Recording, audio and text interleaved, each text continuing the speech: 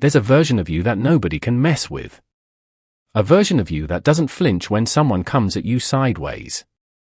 A version of you that doesn't lose sleep over what somebody said at the office, what some stranger posted online, or what an ex-friend whispered behind your back. A version of you that moves through the world with such quiet confidence that people feel it before you even open your mouth. That version of you isn't some fantasy. It's not reserved for celebrities, billionaires, or people who had some perfect upbringing. It's available to you right now. But to get there, you've got to be willing to unlearn almost everything society taught you about how to respond to people. Because here's the hard truth. Most of what you were taught about strength is completely backwards. You were taught that strength means speaking up, defending yourself, fighting back, proving your point, making sure people know they can't walk over you. And because of that, you've spent years, maybe music decades, wasting your most valuable resources on people and situations that were never worth it. Every time you fired back at someone who wasn't worth your time, you gave them something they didn't deserve, your energy. Every time you stayed up at night mentally rehearsing arguments, you handed your peace of mind over to someone who probably forgot what they said to you the very next morning. Every time you bent over backwards explaining yourself to people who never planned on understanding you anyway, you surrendered a piece of your power. That ends today. What I'm going to walk you through are 7 psychological laws. Principles that Machiavelli studied, refined, and applied over 500 years ago, and that the most strategically powerful minds throughout history have understood ever since. That will completely change how you operate. Not by turning you into a cold, emotionless robot. Not by making you distant or difficult, but by making you genuinely untouchable. By putting you in the driver's seat of every interaction, every relationship, and every situation in your life. Let's get into it.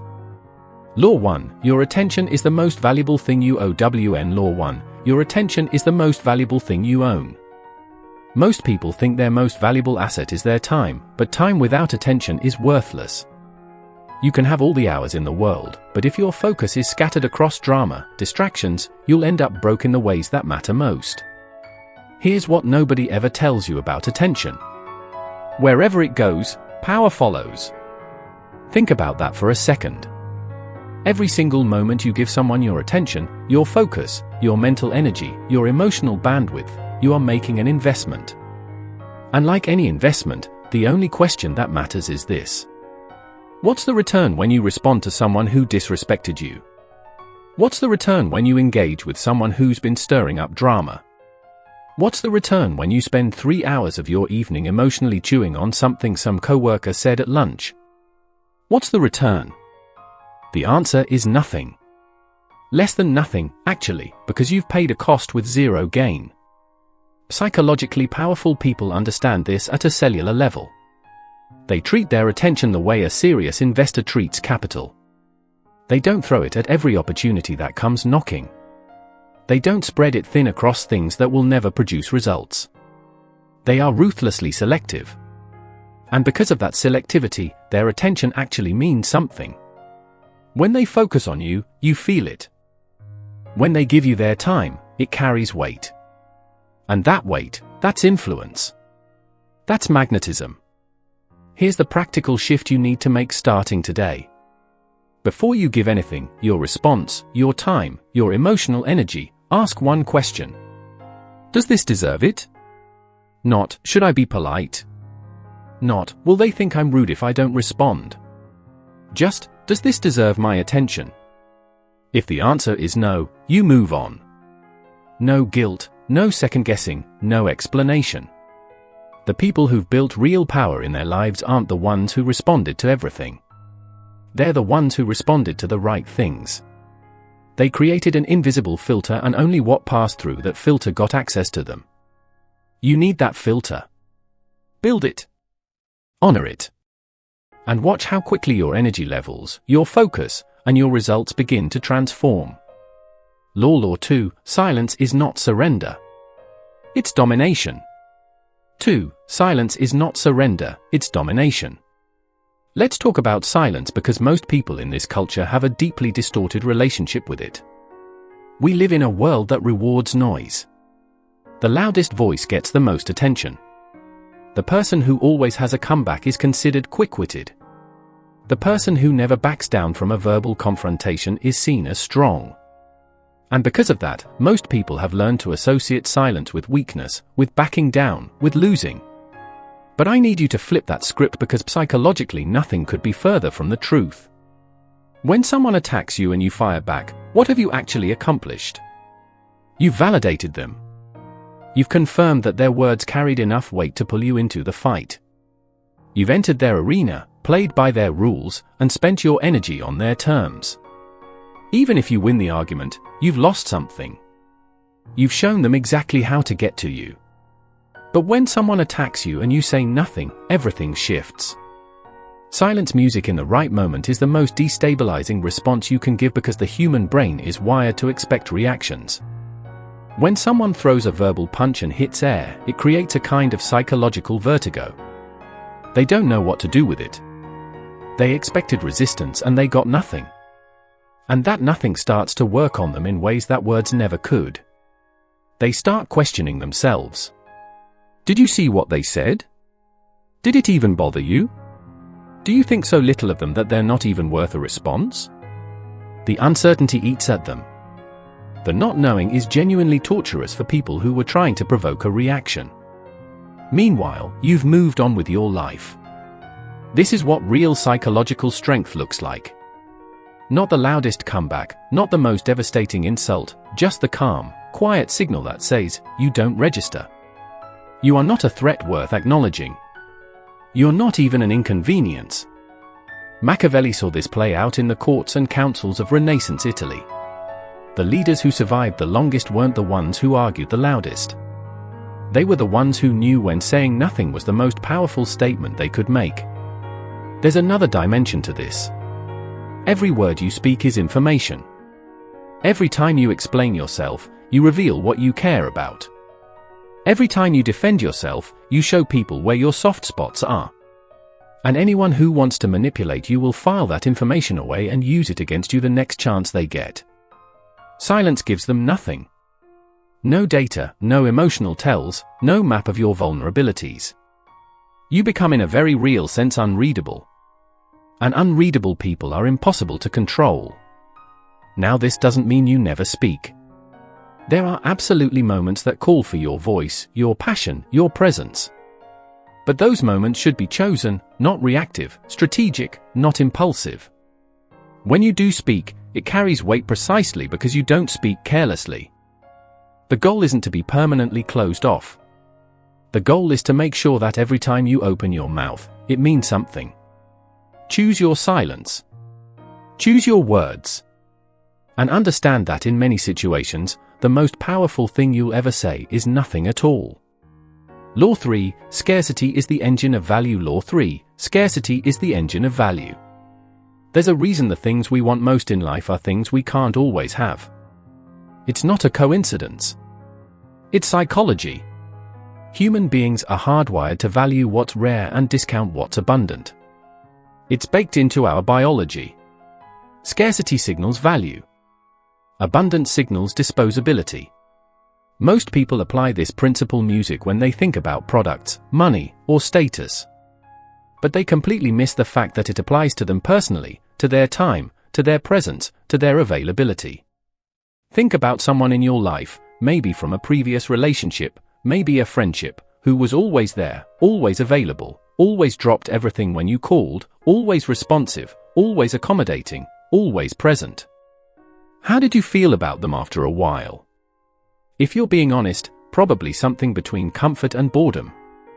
Maybe even a little suffocated. And here's the uncomfortable truth. You probably didn't value their presence the way you should have, precisely because it was always there. There was no cost to accessing it. And we don't value what costs us nothing. Now flip it. Think about someone who was selective, who you weren't quite sure you'd hear from, whose attention felt like it had to be earned, who showed up fully when they showed up, but wasn't just perpetually available. How did you feel about that person? You thought about them. You wondered what they were doing. You valued the moments you did connect because those moments felt earned and real. That's not manipulation. That's just psychology. And the most strategically aware people in the world use it intentionally. Music in their professional lives, their social lives, their romantic lives, everywhere. The principle is simple. Be present, but be selective. Show up fully when you show up, but don't be everywhere for everyone at all times. Stop being the person who responds to every text in 30 seconds. Stop being the one who rearranges their whole schedule every time someone needs something. Stop making yourself so constantly available that people start to take your presence for granted, because they will. People always take for granted what feels permanent and unlimited. Instead, let your availability reflect your priorities. Be fully engaged when you're engaged, but pull back when something or someone isn't deserving of your full presence. This isn't about being flaky or unreliable. It's about being intentional. Music, and when people start to feel that intentionality, when they realize that your presence is given, not guaranteed, your value in their lives goes up. They start working to keep you in the picture instead of assuming you'll always be there. You don't have to disappear to be valued. You just have to make sure that being with you feels like something worth showing up for. Law 4, The mind-bending power of The non-reaction. 4, the mind-bending power of the non-reaction.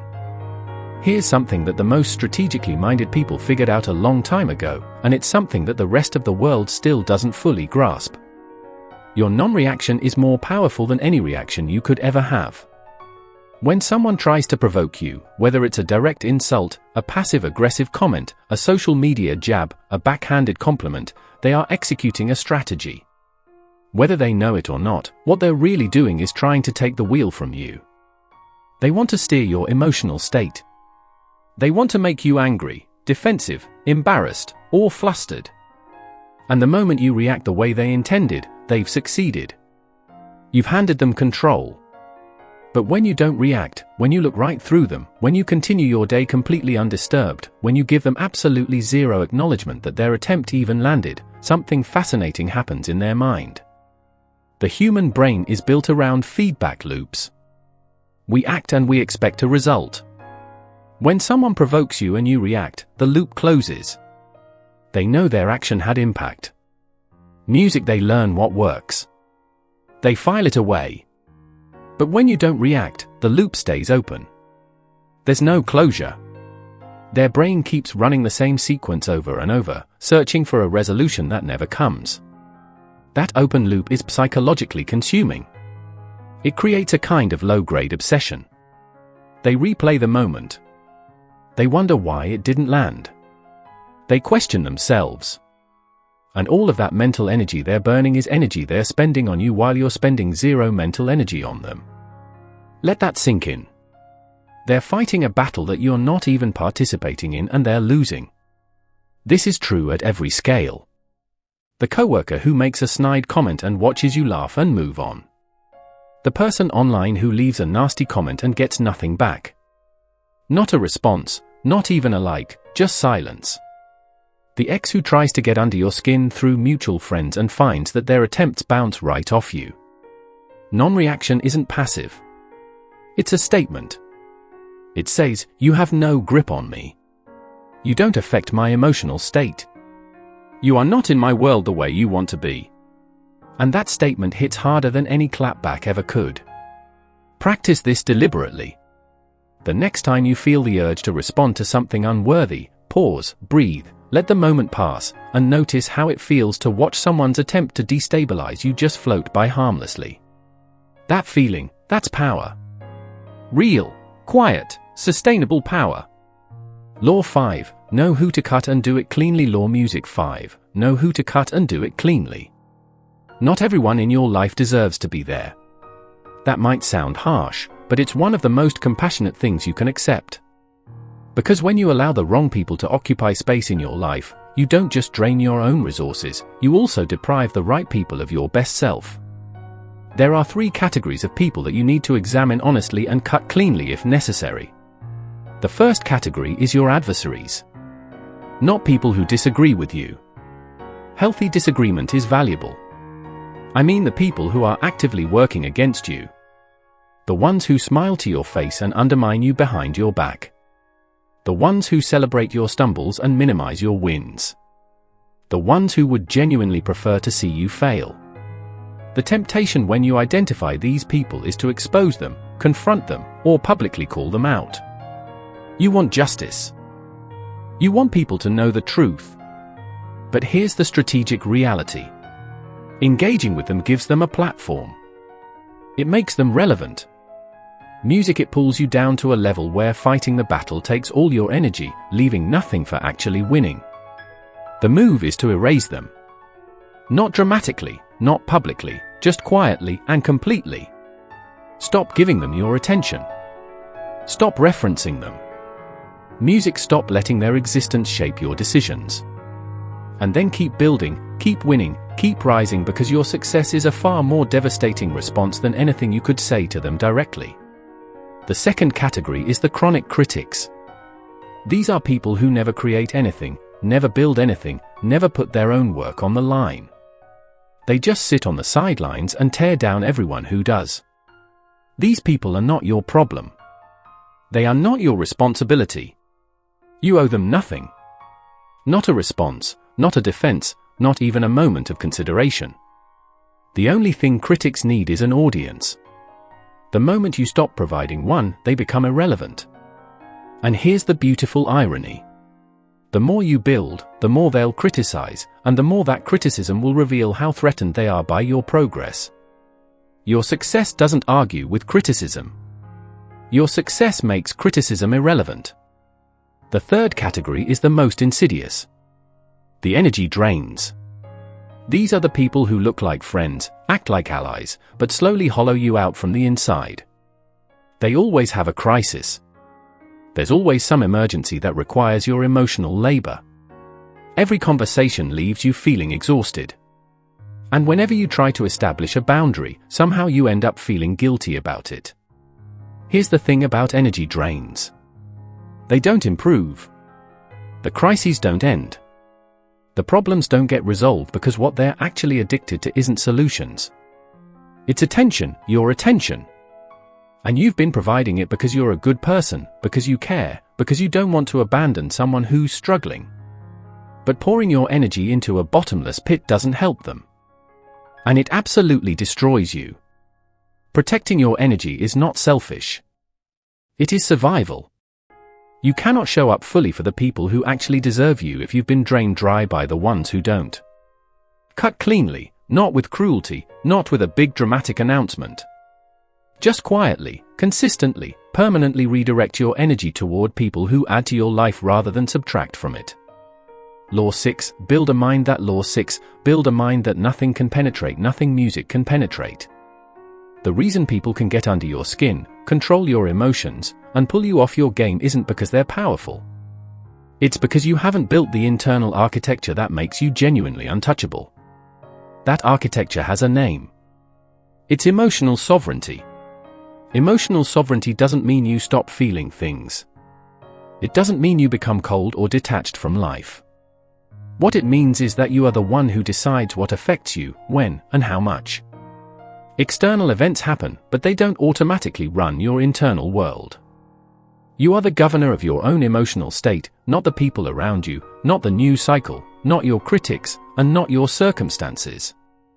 Most people are the opposite of this.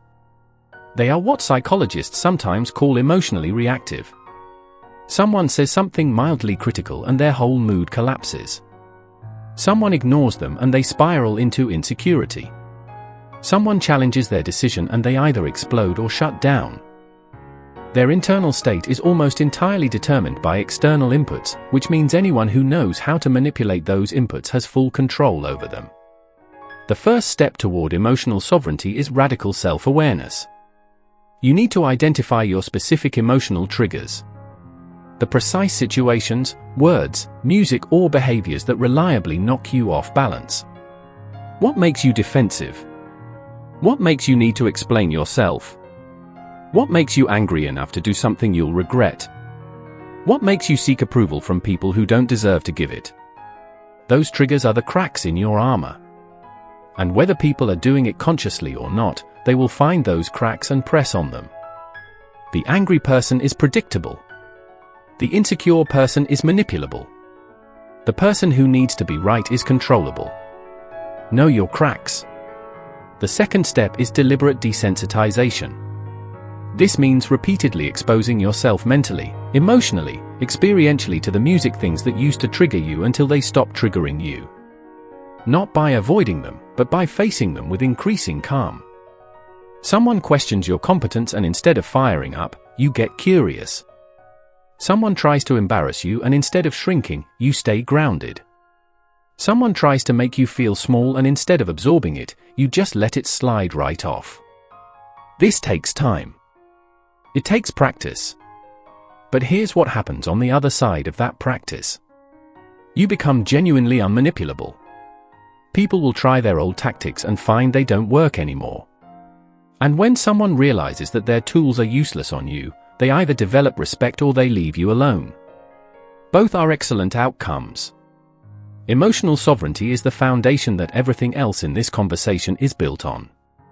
You can learn every tactical principle in the world, but if your emotional state is still being hijacked by external events, none of it will hold.